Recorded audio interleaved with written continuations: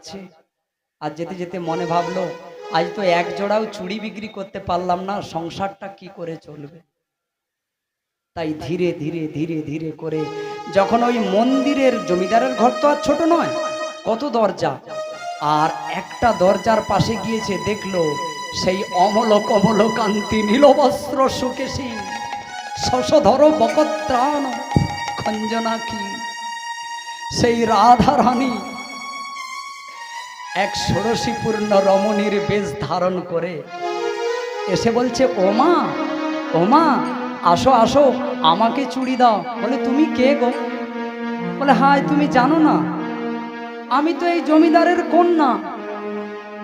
বলে, জমিদারের শুনেছি 3টা ছেলে ছিল, কন্যা তো ছিল না। বলে, না না, আমি কন্যা, আমি কখনো ঘর থেকে বাড়াই না, আমাকে ঘরের মধ্যে রেখেছে। জমিদার কত আদর করে আমায় ভালোবাসে, আমার বাবা বলেছে কোথাও যাসনি, তাই আমি ঘরে থাকি। মা, কথাটা মন দিয়ে শুনবেন, স্বয়ং রাধা রানী ওই জমিদারের কন্যা হয়ে ঘর থেকে বাইরে বেরিয়েছে। কারণ কেন জানো? ওই জমিদারের মনোপূর্তি করার জন্য, জমিদারের মনোবাসনা পূর্ণ করার জন্য। কারণ জমিদার চোখের জলে বলেছিল, রাধারানী তুমি যদি আমার কন্যা হতে, তাহলে সব থাকতে দামি চুড়ি আর গোপী ড্রেস তোমায় পরাতাম, কিন্তু আমি তো ওর কাছে ডাইরেক্ট যেতে পারবো না। রাধারানী মনে মনে ভাবলো, আমি পড়লে যদি ও খুশি হয়, আমি পড়তে রাজি আছি। তাই মা, তুমি বলো তোমার কি কি চুড়ি রয়েছে, কেমন কেমন রয়েছে, সব দাও, এক জোড়া করে সব দিয়ে দাও। বলে, আরে মেয়ে পাগল, তোর বাড়িতেই তো তোর দাদা বৌদিদের কত চুড়ি রয়েছে, দোকানদানি রয়েছে, গোপী ড্রেস রয়েছে, তুই কেন আবার? বলে, না না, ঘরের গুলো ভালো লাগে না, তোমার কাছেই পরব। এত দ্বারা প্রমাণিত হয় কি জানো? বসন্ত পূর্ণিমার দিন ওই চুড়িবালির এক জোড়াও চুড়ি বিক্রি হয়নি। তার সংসার কি করে চলবে? তার কাছে চুড়ি নিল, তারও মঙ্গল করলো, আর জমিদারেরও মঙ্গল করলো। ওই মা দলে দলে করে সব চুড়িগুলো হাতে পরে নিয়েছে, গোপী ড্রেস পরে নিয়েছে। রাধারানী স্বয়ং আদ্যপীয় লীলা করে গরিয়ারায়, এখনো সেই লীলা কোনো কোনো ভাগ্যবান জীব দেখিতে পায়। এখনো ভগবান লীলা করে চলেছে, শুধু দেখার চশমা রইলেই হবে। এ লীলা কোনো বেশি দূরের লীলা নয়, মাত্র 570-80 বছর। এখনো সেই গোপী ড্রেস চুড়ি রাধারানীকে পরানো হয়, বৃন্দাবনে রয়েছে সেই মন্দির। আজ যেই কথাটা বলছি, ওমা তড়তড় করে সব চুড়িগুলো পরে নিল, আর পরার পরে বলল, মা তাহলে পয়সা দে। বলে, না না, আমি পয়সা দিতে পারবো না, আমার কাছে পয়সা নেই। আর শোনো, আমার যে দাদা বৌদিরা রয়েছে না, ওদের কাছে তুমি পয়সা চেও না, ওরা পয়সা দেবে না। তুমি যদি পয়সা চাইতে হয়, আমার বাবার কাছে গিয়ে। এই কথাটা বলতে গিয়ে হৃদয় কেঁদে ওঠে, যে রাধারানীকে কত তপস্যা করলে পাওয়া যায় না। এই জমিদারের একটা ভক্তির জোরে রাধারানী কন্যা হয়ে বলছে, আমার বাবার চুড়ি দোকান রয়েছে, সেখানে যদি যাও তুমি চুড়ি পেয়ে যাবে। এই চুড়ি বলছি, পয়সা পেয়ে যাবে, তোমার চুড়ির মূল্য পেয়ে যাবে। মনে মনে ভাবলো চুড়িবালি, আরে আমার তো এ কমা দামি চুড়ি, কমা দামি গোপী ড্রেস, তো ওর বাবা যদি জানতে পারে সত্যি কি পয়সা দেবে? যাই হোক, আমি পয়সার তোরে চলে যাই। এই বলে মা গো সে ঝুড়ি কাঁধে করে নিয়ে ধীরে ধীরে করে চলে গেল। কোথায়? তার বাবার কাছে। তার বাবা দোকানে বসে আছে, বাবা দোকানে বসে আছে, মন খারাপ, কারণ সকালে তিনি রাধারানীকে গোপী ড্রেস আর চুড়ি দেবার কথা ছিল, কিন্তু রাধারানী তো প্রকট হয় না, যার জন্য সে পরাতে পারেন। বাবা হয়ে কি করে পরাবে? মনের দুঃখে বসে আছে। আর অমন সময় সেই চুড়িবালি গিয়ে বলছে, শোনো জমিদার, তুমি কত মিথ্যাবাদী গো। কেন? বলে, তোমার এত সুন্দর কন্যা রয়েছে, তুমি কখনো দেখা হলে তাকে, যাকে তাকে বলো আমার 3টা সন্তান রয়েছে, ছেলে রয়েছে, কন্যা বলে কেউ নেই। জমিদার বলছে, তুমি কি ভাং খেয়ে এসেছো নাকি? আমার কন্যা রয়েছে। আমি মিথ্যাবাদী নয়, তুমি মিথ্যাবাদী।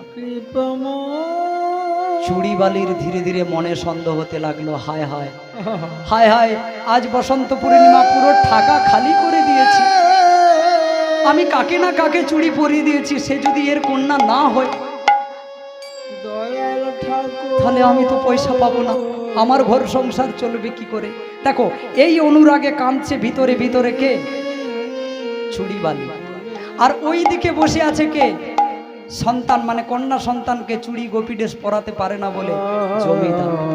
লীলা কেমন দেখো রাধারানীর, এগুলি রাধারানীর বজের লীলা। এই বজের লীলা এত মধুর, বজের লীলার মধ্যেই সব রয়েছে। তো বলে দেখো আমি মিথ্যা কথা বলি না, আমি মিথ্যা কথা বলি না, আমি মিথ্যা কথা বলতে জানি না। তোমার বাড়িতেই চুড়ি পরে তোমার কন্যা প্রবেশ করেছে, আমি দেখেছি।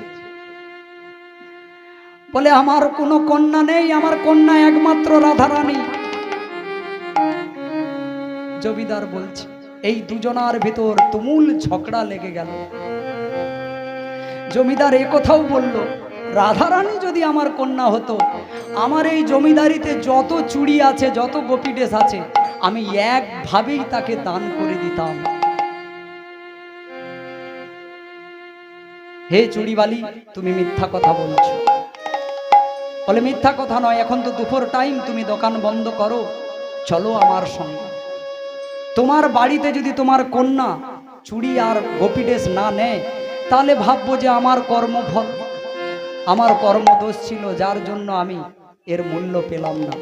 আর যদি পরে থাকে কিন্তু আমাকে তার মূল্য দিতে হবে। জমিদারও ভাবলো বেচারি কেন এমন করবে, গরিব মেয়ে, চলো দোকান বন্ধ করে চলে যায়। এই বলে মাগো ধীরে ধীরে করে বাড়ির দিকে আসছে, আর মনে দুঃখ পেতে লাগছে। দুঃখে কাঁদতে কাঁদতে জমিদার আসছে, আর চুড়িবালিও আসছে। এই কারণে আসছে, কেন না যদি চুড়ি নিয়ে থাকে আমার কন্যা রূপে, হয়তো জমিদারের মনে প্রশ্ন জেগেছে, আমার কন্যা রূপে হয়তো আমার কোনো বৌমা চুড়ি নিয়ে নিয়েছে। আর ওদিকে চুড়িবালি বলছে, যদি কন্যা না হয় তাহলে কিন্তু আমার পয়সা জ্বলে যাবে। এই বলে দুজনে যখন এলো, এসে ধীরে ধীরে করে প্রবেশ করছে, দেখলো জমিদার। বলে এই ছোট বৌমা, তুমি চুড়ি নিয়েছো? বলে না, আমি চুড়ি নেই না বাবা, আমি কেন নেব, আমার তো এত চুড়ি। মেজ বৌমা, তুমি চুড়ি নিয়েছো? বলে কেন আমি চুড়ি নিতে যাব বাবা, আমার কত চুড়ি রয়েছে, এই দেখো ট্র্যাঙ্কও ভর্তি। আচ্ছা বড় বৌমা, তুমি কি ঠকিয়েছো? তুমি কি ঠকিয়েছো গোপী ড্রেস পরে আমার বাড়ি থেকে, তুমি কি ঠকিয়েছো? না বাবা, সারা জীবন তোমার রাধারানীর চরণ আশ্রয় করে আছি, কোনোদিন কাউকে ঠকাই না বাবা, আমি কেন নিতে যাব? তখন জমিদারের মনে হলো, সকালবেলা যে সচন্দন পুষ্প নিয়ে আমি যে রাধারানীকে কাঁদতে কাঁদতে বলেছিলাম, তুমি যদি আমার মেয়ে হতে, আজ বসন্ত পূর্ণিমায় তোমাকে আমি চুড়ি আর গোপী ড্রেস পরাতে পারতাম। দাঁড়াও দাঁড়াও বিক্রয়িনী, তুমি যেও না, আমি আমার রাধারানীর মন্দিরটা খুলে দেখতে চাই। ওমা যা রাধারানীর মন্দিরটা খুলে দেখলো, তপ্ত কাঞ্চন গৌরাঙ্গিনী রাধে বিন্দে বনেশ্বরী বনেশ্বরী বিষভানু সুতাং দেবী তং নমামি হরি প্রিয়া তং নমামি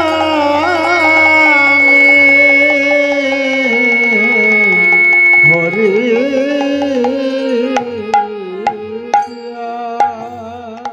দেখেই সঙ্গে সঙ্গে জমিদার দেখতে পেল রাধারানীর দু হাতে চুড়ি, এমনকি চুড়ি নিচে পড়ে নাই, চুড়িগুলোকে রাধারানী নিজে হাতে পরিধান করেছে। আর গোপী ড্রেসটাকে সুন্দর করে পরিধান নিজে হতেই করেছে। পুরনো যেসব কাপড় চোপড় রাধারানী একধারে খুলে দিয়েছে, খুলে দিয়ে তিনি গোপী ড্রেস আর ওই চুড়ি পরে সুন্দর করে বাঁকে বিহারীর পাশে দাঁড়িয়েছে।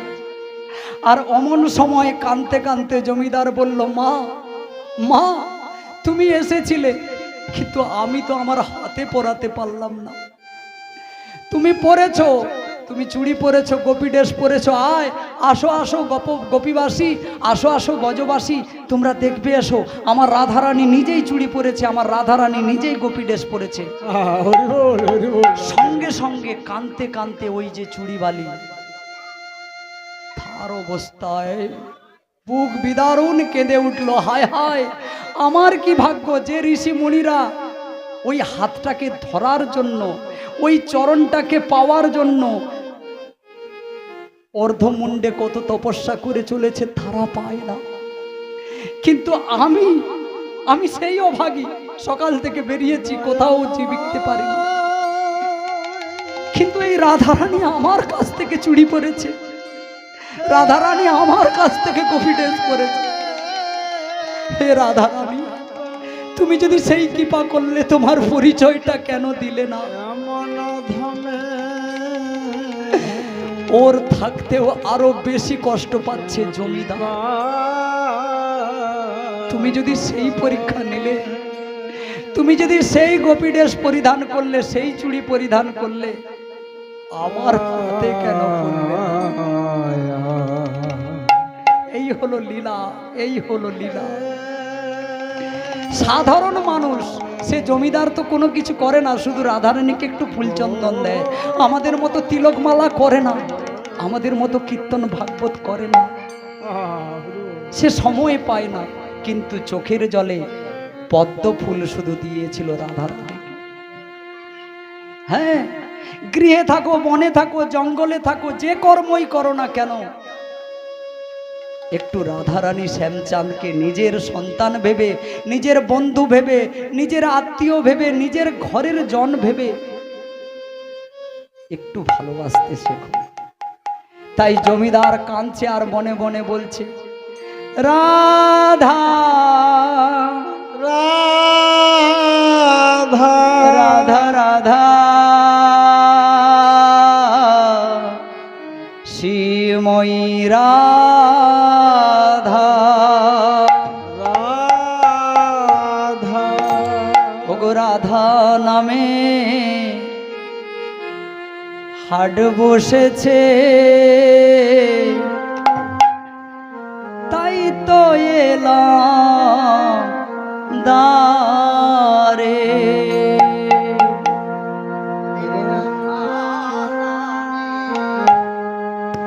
হাটে বসেছে তাই তো এলাম শুনে, রাধা নামের হাট বসেছে তাই তো এলাম শুনে।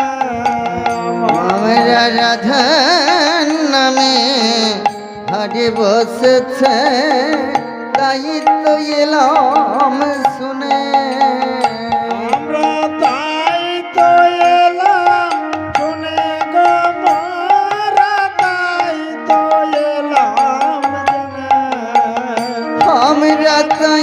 তো এলাম শুনে গানাই, তাই তো এলাম শুনে। রাধা নামের হাট বসেছে তাই তো এলাম শুনে। আজ রাধা নামে, একটু আস্তে, এই কলিযুগে সেই রাধা কৃষ্ণ একই সঙ্গে এসেছে। রাধা কৃষ্ণ মিলিত তনু ভগবান শ্রী গৌরাঙ্গ সুন্দর কি নিয়ে এসেছে? রাধা নামের হাড় নিয়ে এসেছে। তাই তো শুনে শুনে আমরা এসেছি। এ নামের কোনো বিচার নেই। রাধাকে ভালোবাসতে শিখুন, একটু রাধা রাধা বলুন। রাধা অন্য কেউ নয়, রাধা হলো স্বয়ং কৃষ্ণের বাবঙ্গে থেকে আরাধিতা বস্তু, তার নাম রাধা। যেই রাধা সেই কৃষ্ণ, মিলিত তনু হয়ে এসেছে কলিযুগে। আই জমিদার একটু ভালোবেসে রাধারানীকে সন্তানের মতো ভালোবেসেছিল, কন্যার মতো ভালোবেসেছিল। তাই তিনি দেখতে পেল যে রাধারানী তার হাতে চুড়ি আর গোপী ড্রেস পরেছে। ওগো রাধা নামে হাট বসেছে তাই তো এলাম শুনে। আমার রাধা নামের হাট বসেছে তাই তো এলাম শুনে। ওগো তোমরা সবাই হরি বল হরি বল।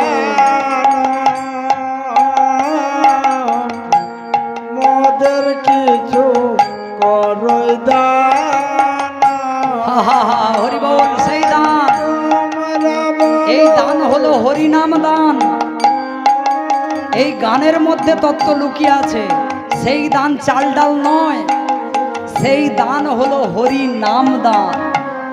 প্রত্যেক বাড়িতে বাড়িতে দেখবে দলেরা ফেরি করে বেড়ায়, কি বলে? রাধা নামের হাট বসেছে তাই তো এলাম শুনে। আর কি চাইছে তারা? কি চাইছে মামা? ও তাই তো এলাম শুনো মন দিয়ে। গমারা, তাই তো এলাম জেনে। আমি যে তাই তো এলাম শুনে গো, তাই তো এলাম শুনে। সেই ভিক্ষা মাধুঘিরি। হরে কৃষ্ণ কৃষ্ণ কৃষ্ণ হরে হরে, হরে রাম রাম রাম হরে হরে।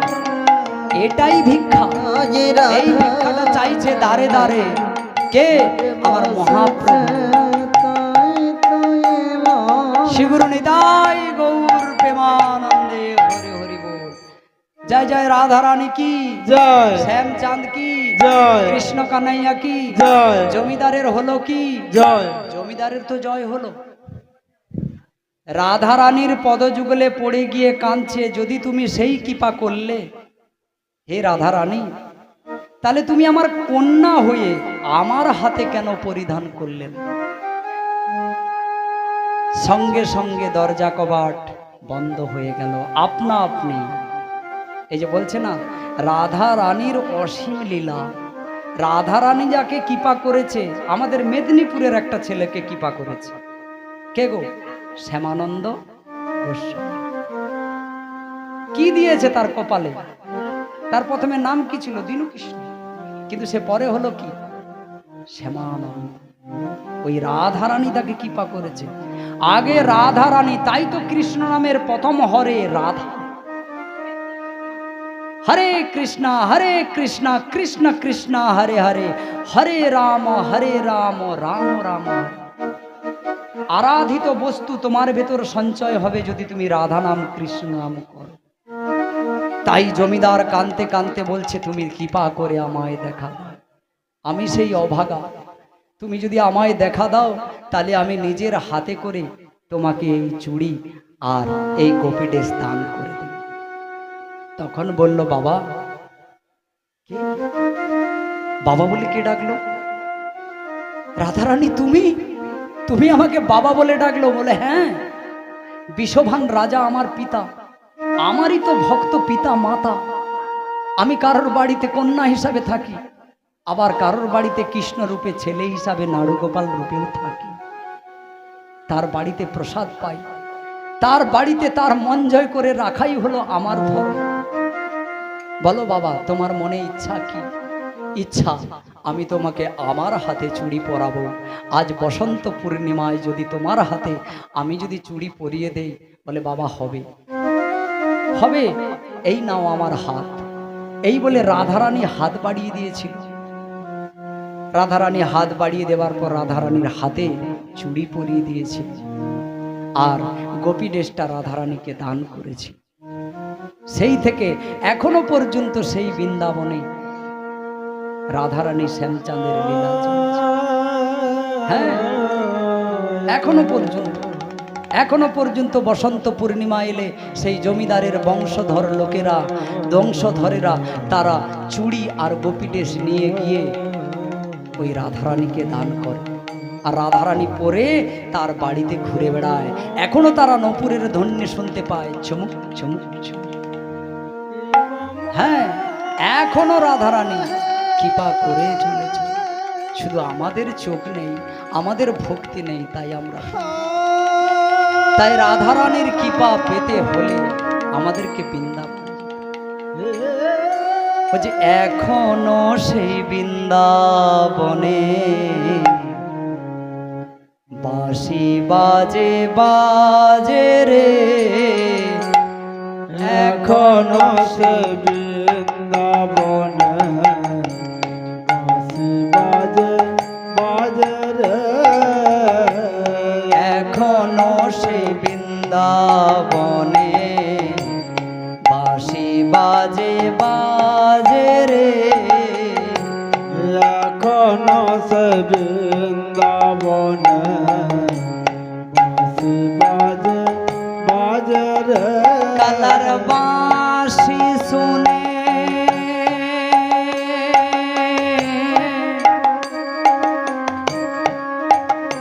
কালার বাঁশি শুনে বনে বনে ময়ূর নাচে রে, এখনো সে বৃন্দাবন বাঁশি বাজে বাজে রে,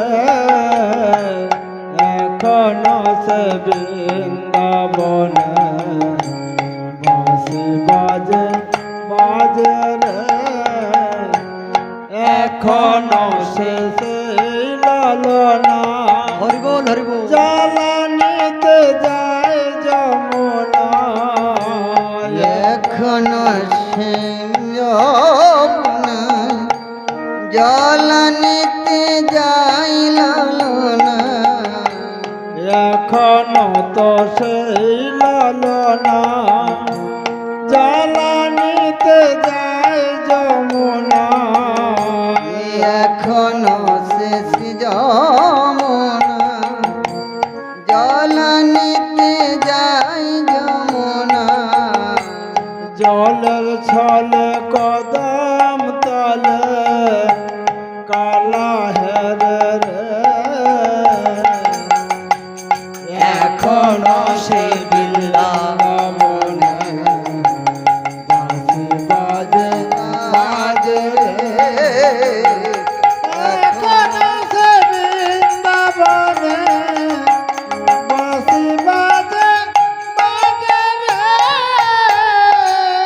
শ্রীগুরু নিতাই গৌর প্রেমানন্দে হরি হরি বল। জয় জয় রাধা রানী কি, শ্যামচাঁদ কি, কৃষ্ণ কানাইয়া কি। তাই যে সেই বাজি মানে বাঁশি এখনো বেজে চলেছে, এখনো লীলা করে চলেছে রাধারানী। স্বয়ং সেই রাধারানী আমাদের বাড়িতে এসেছে, স্বয়ং রাধারানী এসে আমাদেরকে কৃষ্ণ কথা শ্রবণ করিয়েছে। সেই রাধারানীকে, সেই রাধারানী হলো কলিযুগে শ্রী গৌরাঙ্গ মহাপ্রভু। তাই এখানে আজকে আমরা পাঠ বিশ্রাম করে দেব। আর আমাদেরকে যথাযোগ্য টাইম দিয়েছিল, যেই টাইমের মধ্যে, কারণ এটা একটা সংস্কার সম্পূর্ণ রয়েছে, তাহলে